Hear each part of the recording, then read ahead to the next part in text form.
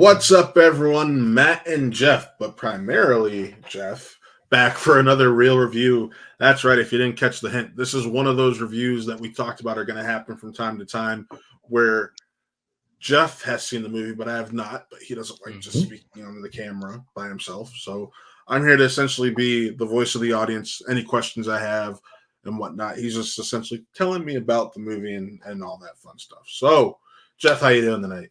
I'm doing awesome. How are you doing tonight? I'm doing all right. Really excited to hear your thoughts on Alien Romulus, because honestly, this was one of my most anticipated films of the year.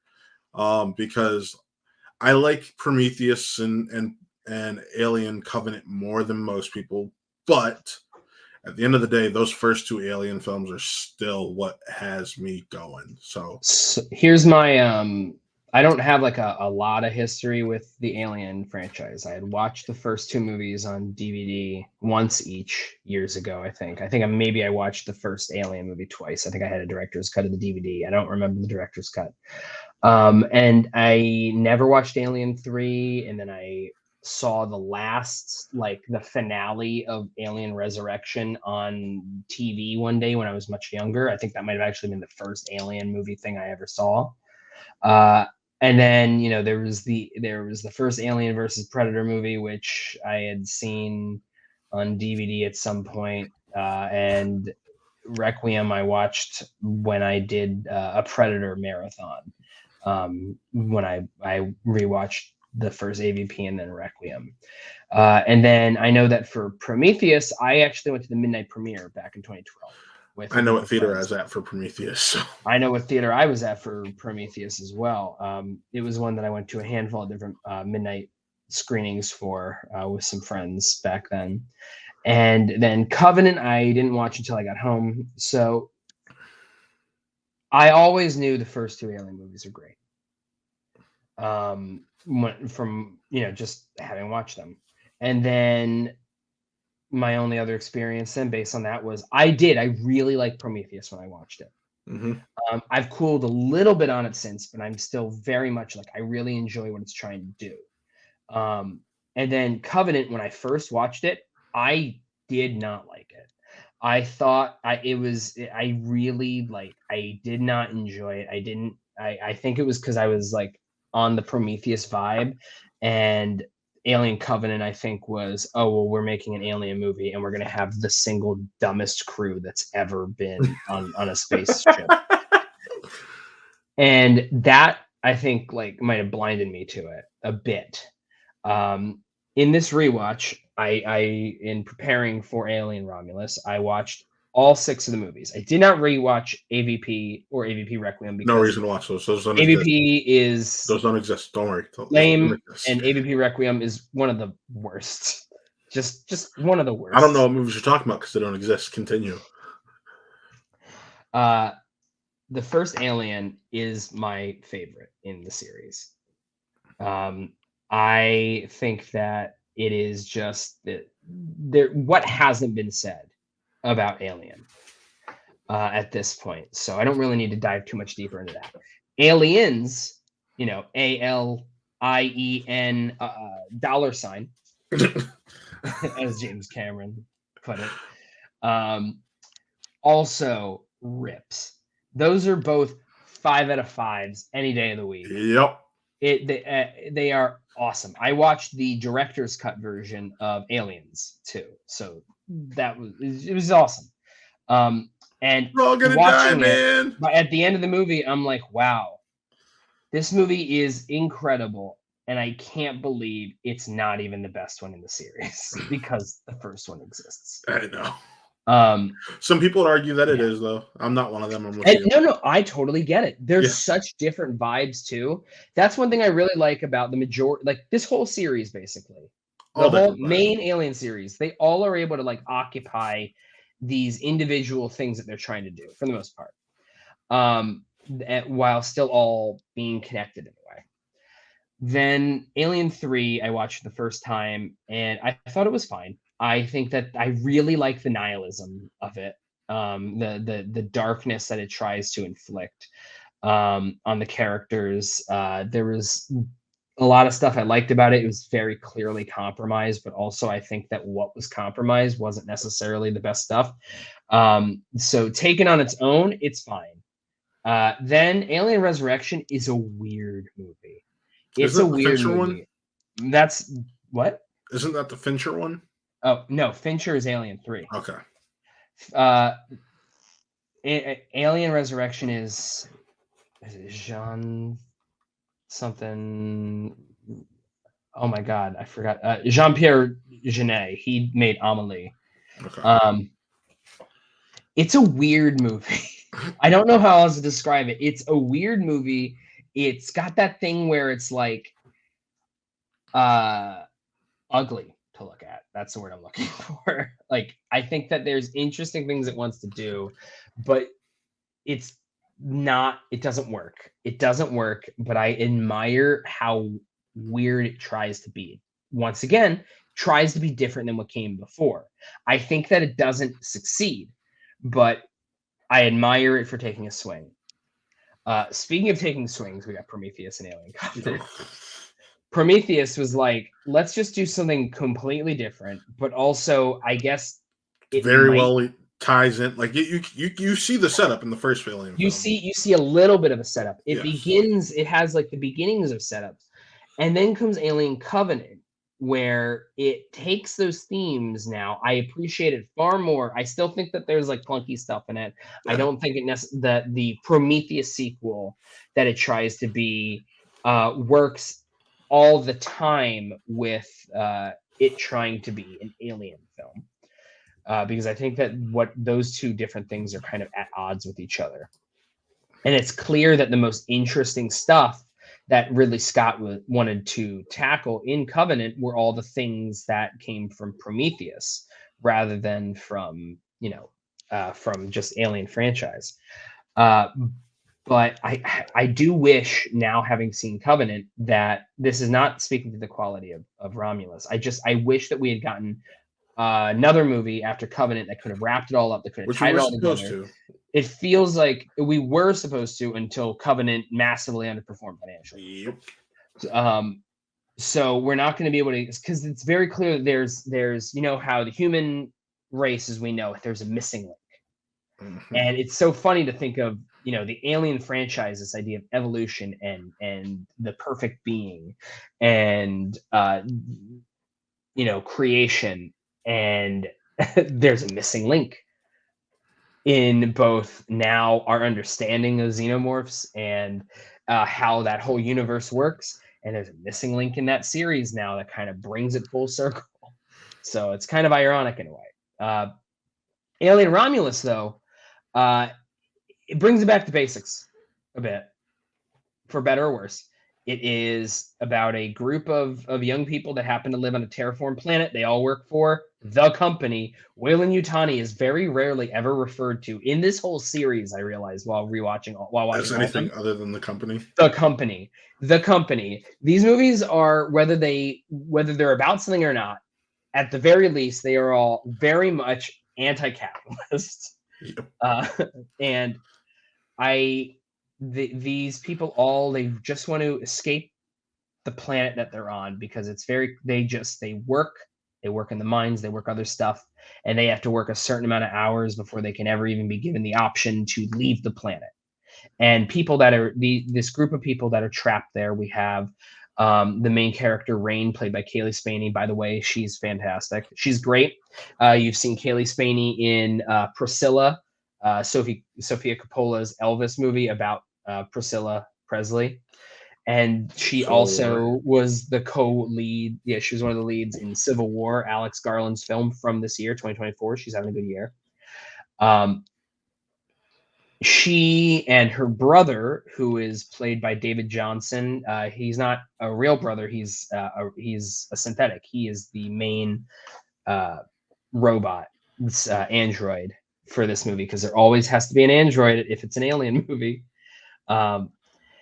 They meet up with some old friends of theirs, and they go. Their plan is, there is a decommissioned ship outside of the planet, just floating around, that has cryotubes on it, and their plan is to get the cryotubes because it's a 9-year journey to the place they want to go to. So their plan is to get the cryotubes, and then in their small ship that can withstand the travel, travel to try to get away to where they've their dreamland, where they've always wanted to go. As these alien movies go, the ship that they happen to get a hold of is not really all they expect it to be. Shenanigans ensue, and there's xenomorphs. There are more than one xenomorph. It's not a spoiler. It's just some. Yeah, there's more than one because the original one had one. So, I think that this movie has a lot going for it. I think it really leans into the horror aspect of the sci-fi horror. It's got some pretty goopy effects. It has really great production design. The sets, they're all real too. It looks and feels so good.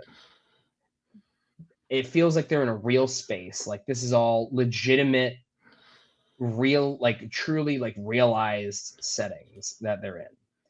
I think the score is also good. It has great sound design. The performances are all good. I understand, because they're younger people and they don't know what they're getting into. They're not trained in the way that the colonial Marines were with Aliens, or the prisoners in Alien 3. They're not hardened like them. They're hardened in a different way. That they're dumb decisions they make, but I understood them a little more here than I did in Covenant with some of the dumb stuff that people do. Well, at least you have they're young adults in this comparatively. So you have that to fall back on. There are some great sequences in the movie. There's they bring in some sequences, like stuff that they haven't really played with before, involving zero gravity. That's really cool. A lot of there's some really cool stuff involving that I think really makes for interesting scenes that help it stand out from the rest of the series. I'm more positive than negative on this. It's just that unfortunately, when I say stand out from the series, there are also things that make it very clear that this movie wants to remind you that there are other Alien movies that it hoped you saw. This movie takes place in between the first Alien and Aliens. So it takes place about 20 years or so, I think 20 years. It could be a little after that, after the first Alien film. And I'm not going to explain, how the xenomorphs come about, like where the actual facehuggers come from. It's par for the course for the company to try to see something and think, oh, how can we use this to try to profit off of it somehow? But it goes a little too far in some places, I think, with its reliance on nostalgia. There's talk on the internet about a specific aspect of the film that utilizes CGI. And I think that I understood what it was trying to do. I understood the purpose of it in the movie. I think that the way they went about utilizing it was ill-advised. So I'm very mixed on that. It was distracting in how they try to use this to try to get some cheap nostalgia pop. And it didn't work in my theater, the actual pop, because that's not what people love about the Alien franchise. I mean, they love what it is trying to pull from, but they didn't necessarily love that it was that here. I think the screenplay could have been a little better, a little tighter even. It had, as you know, with many monster movies, pretty clunky dialogue in places, but it also had, to be positive, it had a lot of positive stuff about it too. It had some interesting thoughts that it tried to share between characters that I liked. Reasons why characters were the way they were, I understood that. One thing I both liked and didn't like. I thought that the movie was pretty gnarly. There's just the goopiness and the creature effects are all great, and the way that it utilizes the aliens, the xenomorphs, are really cool. But I was actually pretty surprised at how not gory it was. It felt like it was actually pulling its punches.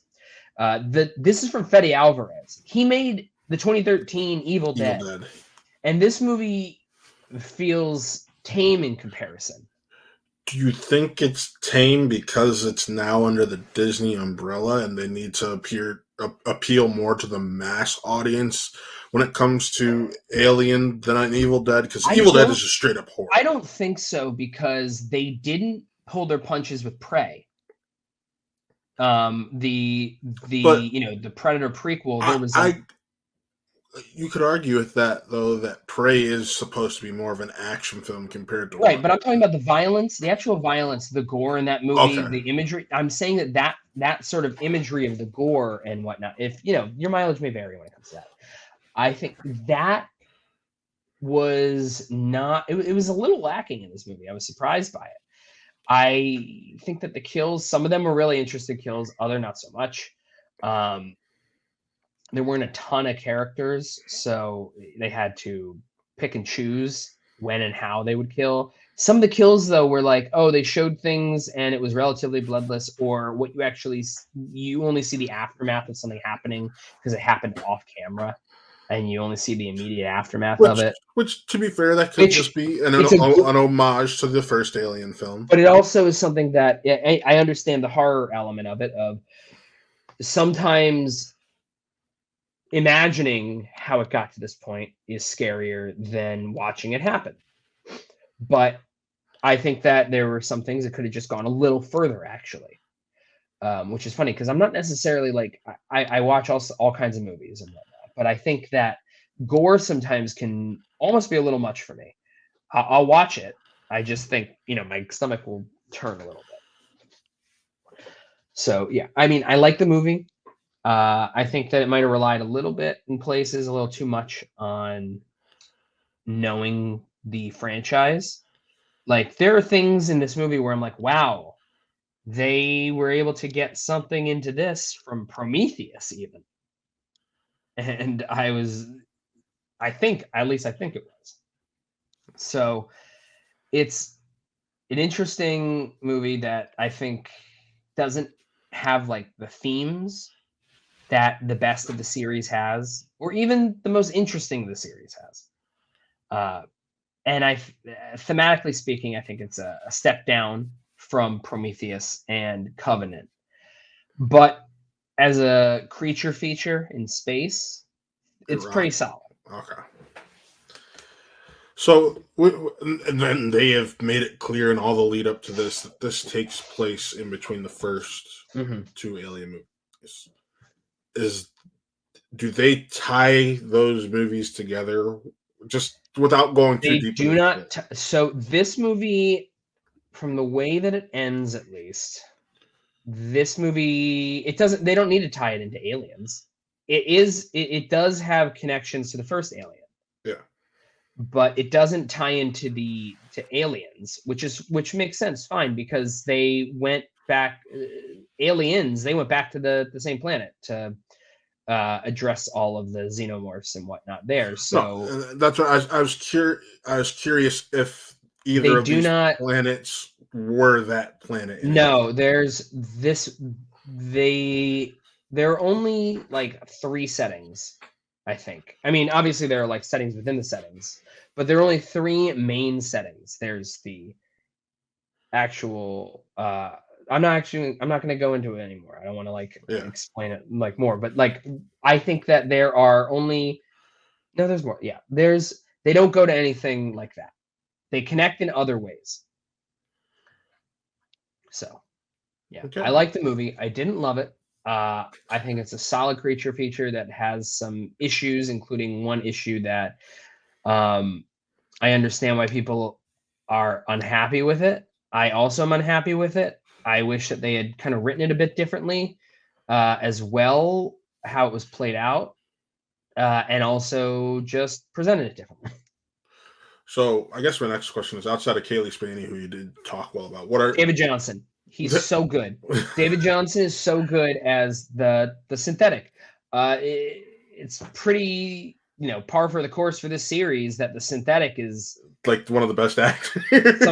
Sometimes it seems like it's the synthetic that is the best performance. Yep. I mean, like, in the first movie you have Ian Holm as Ash, and he's great. You have Sigourney Weaver there. So Sigourney Weaver. In the second one, you got Lance Hendrickson, who he's awesome. He's Lance Hendrickson. Third movie, I don't remember there being synthetic in that. I couldn't correct you on it, even if there was. I haven't seen it. Fourth one, the synthetic was Winona Ryder, and that movie just doesn't work in general, so it's not her fault. So I guess. And then, of course, Michael Fassbender is between Prometheus and Alien Covenant for both David and Walter, giving like one of the best, one of the all-time sci-fi performances. Yes. Too bad it wasn't in better movies, but I still enjoy both of them. I just better received movies is a better way to put it. Yes. I'm from Cleveland, and I'm a Cleveland slut. How is Isabella Merced? Who's that? Why she plays Kay? Kay? The one who. Oh my God! I didn't realize that was Isabella Merced. Yeah. Oh, yeah, she's good. Okay. She has a few notes that her character has to hit, and she hits them. Okay. That's right. I was very curious. She's not given as much to do as some of the other people. Okay. I personally was curious about that one because how I ride for Cleveland hard, but also she is just one of the better young talents we have right now. Granted, it's sad that her career started with the Transformers film. Yeah, but then again, I mean, like she was awesome in. No, her career started with a terrifyingly gut-churning horror film that I don't plan on watching called The House That Jack Built from Lars von Trier. No, this is a totally different movie that I'm looking at. My bad. I was looking at it different. I was more so talking about for the main audience, so yeah. So yep, totally different movie that I'm thinking of. It's not her best performance this year so far is probably Turtles All the Way Down. Yeah, but I was just curious because she is going to be in Superman coming up next summer. Yeah. So she was also in Madam Web. Yeah, we're not going to talk about that. We're not going to talk about that. You want to talk about the peak of superhero cinema? Still have not watched it. It's awesome. One night I'll get drunk enough and watch it on Netflix while it's there. But anyways, all right. So Geoff, I got to ask, what is your final grade for this film then? So, as I said, I'm mixed positive on it. Right now, I'm at like a 3.5 out of 5. I only just saw the film at the time of this recording, so I got to sit with it a little more. Probably will rewatch it again at some point in time, way down the line, since I'm not good at rewatching movies immediately. But I like the movie. I kind of said my piece on the things I liked and didn't like about it. So yeah, I recommend it. And I recommend it even if you get a little queasy in your stomach, because it's really not as bad as expected. It is goopy in places. So in terms of violence, Alien by today's standards is probably like a PG-13 realistically. The first yeah, nowadays that movie is a PG-13 movie, and Aliens is, well, I mean, unless they curse a lot in Aliens, they curse a lot in Aliens. I know the first. Oh yeah, that's R, but that's because that's James Cameron cursing, yeah. But between would you say the violence and whatnot is more leaning towards an Alien rather than any of the others, or?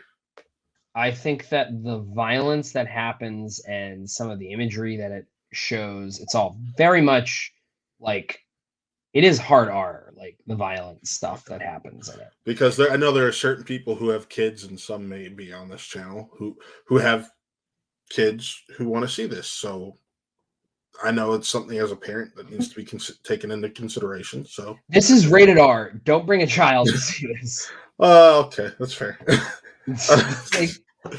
Don't bring your child to go see the rated R like sci-fi horror film about the aliens that rip you apart and eat you or whatever. Okay. Actually, they don't really eat them, do they? They just kind of cocoon them up in order to like have more aliens pop out of them.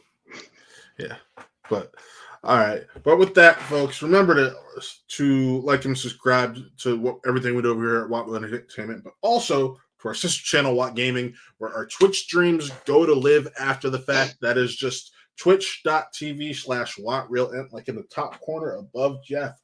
Also, be sure to tune in Monday when we have our review for Blink Twice, the new film from first-time director Zoe Kravitz, starring Channing Tatum and Naomi Ackie.